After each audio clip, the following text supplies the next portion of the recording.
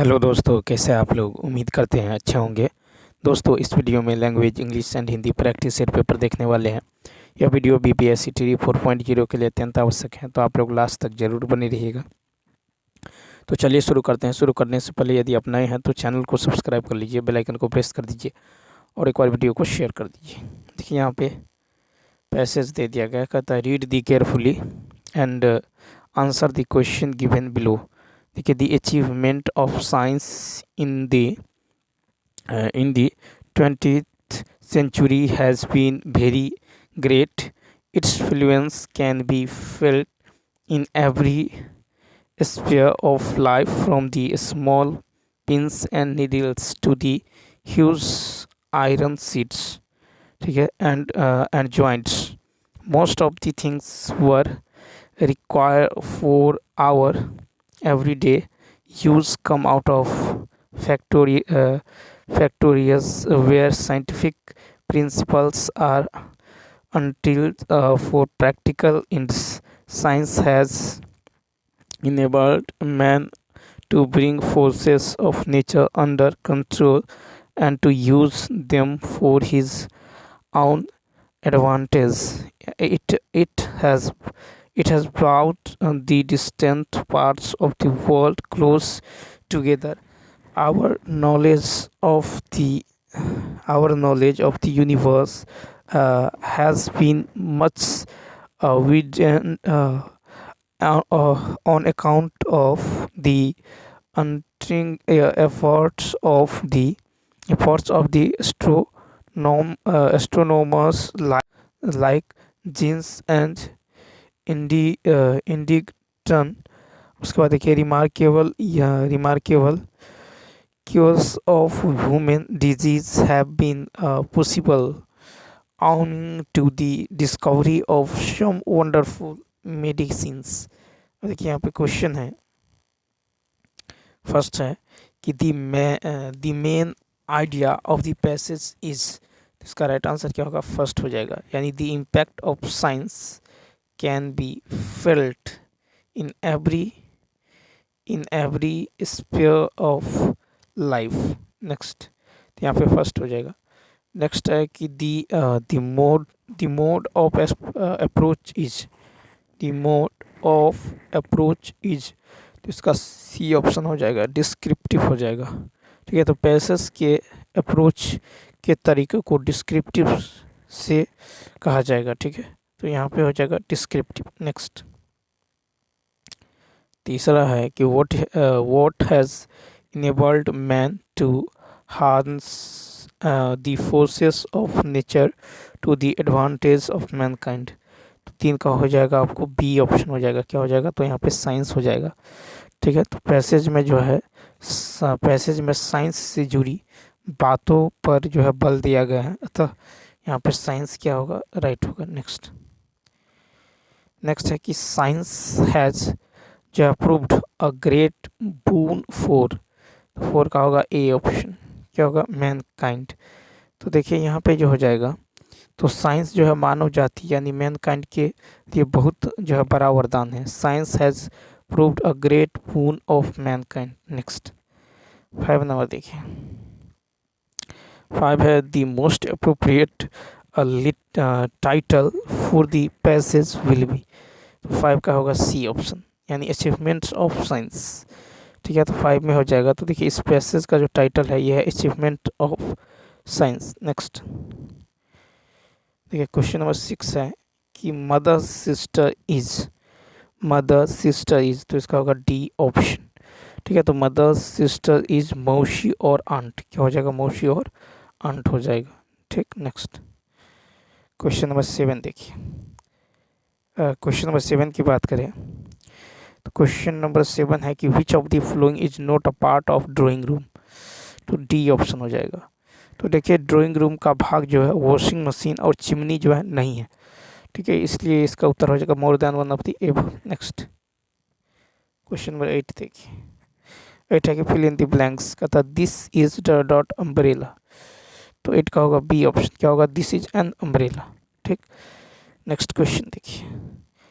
अब देखिए यहाँ से जो है हिंदी शुरू होता है। पैसेज है कि आधुनिक युग जो विज्ञान युग नाम से जाना जाता है, आज विज्ञान की उपलब्धि का पताका धरती से आकाश तक फहरा रहा है। ठीक है, उधर विज्ञान की महिमा का प्रचार प्रसार है। मनुष्य ने विज्ञान के द्वारा प्रकृति को जीत लिया। मनुष्य ने विज्ञान के द्वारा विद्युत, वाष्प, सौर ऊर्जा और गैस की खोज कर जो है दिगिंत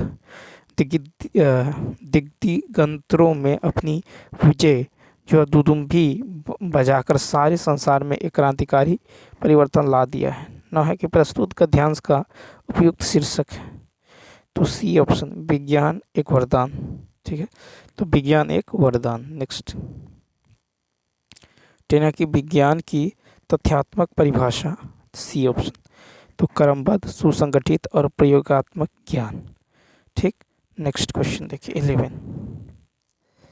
11 की बात करें तो 11 है दिग्दिगंतर का अर्थ है 11 का सी ऑप्शन, सभी दिशाओं में। ठीक है, तो दिग्दिगंतर का अर्थ होता है सभी दिशाओं में। नेक्स्ट 12 है कि धरती से आकाश तक पताका फहराना का अर्थ है, तो 12 नंबर देखिए इसका राइट आंसर होगा बी ऑप्शन, यानी बहुत बड़ी सफलता मिलना। ठीक है, धरती से आकाश तक पताका फहराना यानी बहुत बड़ी सफलता मिलना। नेक्स्ट है कि गद्यांश के अनुसार मानव विज्ञान ने मानव जीवन में कौन सा परिवर्तन लाया है, 13 का बी ऑप्शन, क्रांतिकारी परिवर्तन। तो देखिए गद्यांश में उल्लेख किया गया है कि विज्ञान में पूरे संसार में एक क्रांतिकारी परिवर्तन ला दिया है। नेक्स्ट क्वेश्चन नंबर देखिए 14। अब देखिए एक अन्य पैसेज है कि पर्वत राज हिमालय कुदरत का अद्भुत सौंदर्य है। दुनिया का विशाल पर्वत जो है हमारे देश के उत्तर में एक जो है सजग प्रहरी बनकर लाखों वर्षों से हरे भरे पेड़ों और जो है 5 पवन नदियों को अपनी गोद में लिए मुस्कुराते हुए खड़ा है। सिंधु, गंगा, सतलुज, यमुना, ब्रह्मपुत्र नदियाँ इसी महान पर्वत के जो है सीने को चीरती हुई अलग अलग दिशाओं में बहती हैं। इस पर्वत का विस्तार असम की पूर्वी सीमा से लेकर कश्मीर की पश्चिमी सीमा तक जो है तकरीबन 2000 मील तक है। इसकी चौड़ाई 186 मील तक है। इसकी चोटियों की ऊंचाई 8200 से जो है 8200 से 9992 फीट तक है। नेक्स्ट फिर है कि हिमालय से कितनी नदियाँ बहती हैं। देखिए हिमालय से कितनी नदियाँ बहती हैं, तो 5। नेक्स्ट है कि कौन सी नदी हिमालय से बहने वाली नदियों में शामिल नहीं है, तो ए ऑप्शन, गोदावरी। तो देखिए गोदावरी नदी जो है हिमालय से बहने वाली नदियों में से शामिल नहीं है। नेक्स्ट 16 नंबर है कि हिमालय का विस्तार लगभग कितने मील है, 16 का ए ऑप्शन, 2000। तो हिमालय का विस्तार लगभग 2000 मील तक है। 17 है कि गद्यांश के अनुसार हिमालय की चोटियों की ऊंचाई कितने फीट के बीच है। ठीक है, गद्यांश के अनुसार हिमालय की चोटियों की ऊंचाई कितने फीट के बीच है। ठीक है, तो 17 का होगा ए ऑप्शन। ठीक है, 8200 से 9992 फीट। नेक्स्ट है कि गद्यांश के अनुसार हिमालय किस दिशा में स्थित है। गद्यांश के अनुसार हिमालय जो है बी ऑप्शन, उत्तर। ठीक है, 18 का, तो गद्यांश के अनुसार हिमालय जो है हमारे देश के उत्तर में स्थित है। ठीक है, गद्यांश के अनुसार हिमालय जो है हमारे देश के उत्तर में स्थित है, यानी बी ऑप्शन। नेक्स्ट एक कथा कि रिक्त स्थान को भरने के लिए उपयुक्त शब्द का चयन कीजिए। मुझे नैना पर चोरी का खाली स्थान है, 19 का ए ऑप्शन, संदेह। तो मुझे नैना पर चोरी का क्या है, संदेह। ठीक है, तो यहाँ पे हो जाएगा आपको संदेह हो जाएगा। ठीक है, तो चोरी शब्द का भाव नकारात्मक है और रिक्त स्थान पर नकारात्मक अर्थ देने वाला शब्द संदेह। नेक्स्ट है कि लड़का आया, इस वाक्य में जो है क्रिया किस काल का बोध करा रही है। ठीक है, लड़का आया, तो 20 का होगा ए ऑप्शन, सामान्य भूत। ठीक है, तो लड़का आया इस वाक्य में क्रिया सामान्य भूत का बोध करा रही है। तो काल क्रिया का रूप है जिसे उसके होने अथवा करने के समय तथा उसकी पूर्णता या जो है अपूर्णता का बोध होता है। जिसे क्रिया के कार्य की समाप्ति का बोध होता है उसे भूतकाल कहते हैं। भूतकाल के 6 भेद हैं, सामान्य भूत, आसन भूत, पूर्ण भूत, अपूर्ण भूत, संदिग्ध भूत और हेतु हेतु मद्भूत। ठीक है, तो लड़का आया, ये सामान्य भूत है। नेक्स्ट कहता आंखें फेरना मुहावरे का अर्थ, तो ए ऑप्शन उपेक्षा करना। आंखें फेरना मुहावरे का अर्थ है उपेक्षा करना।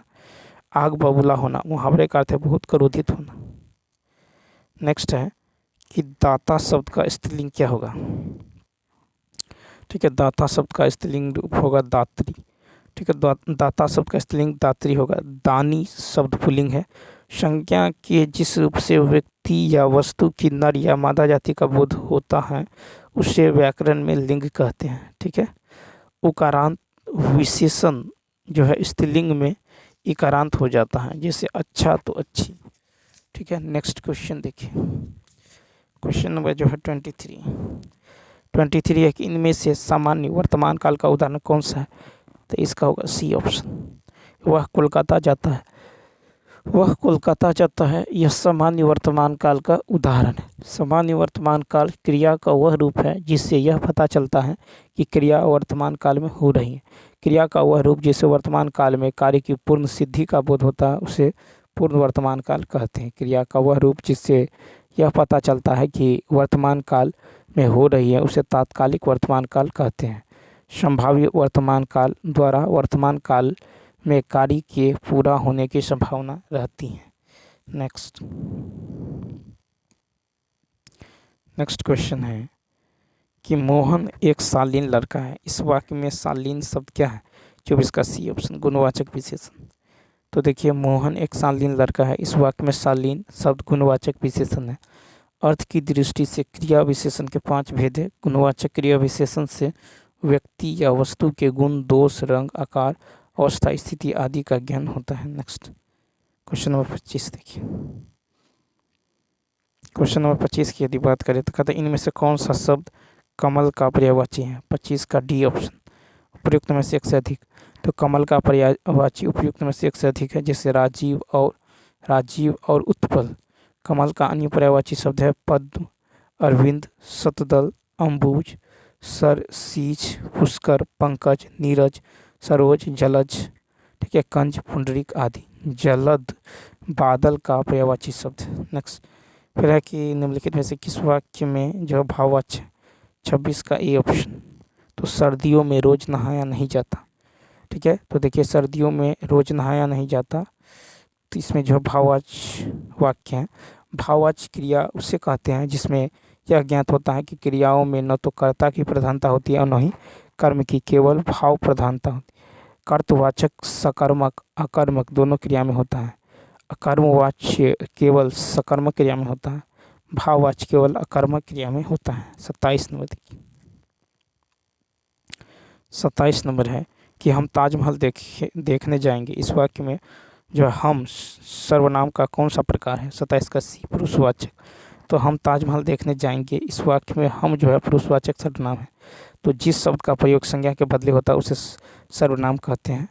ठीक है, और सर्वनाम के 6 भेद है, पुरुषवाचक सर्वनाम, निश्चयवाचक सर्वनाम, अनिश्चयवाचक सर्वनाम, संबंधवाचक सर्वनाम, प्रश्नवाचक सर्वनाम, निजवाचक सर्वनाम। पुरुषवाचक सर्वनाम के 3 भेद, उत्तम पुरुष, मध्यम पुरुष और अन्य पुरुष। 28 है कि व्यष्टि का विलोम क्या है, तो 28 का बी ऑप्शन समष्टि। व्यष्टि का विलोम समष्टि है। प्रतीचि का विलोम प्राची। प्रतीचि शब्द प्राची का विपरीतार्थक शब्द है। सृष्टि का विलोम प्रलय होगा। नेक्स्ट है कि निम्नलिखित में से कौन सा शब्द वायु का पर्यायवाची है। 29 का सी ऑप्शन अनिल।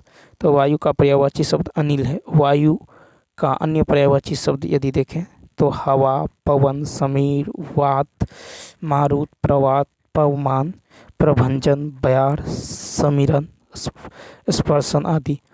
भौना का पर्यायवाची शब्द है अली, मधुव्रत, सलीमुख, भ्रमर, मिलिंद, मधुप, मधुकर आदि।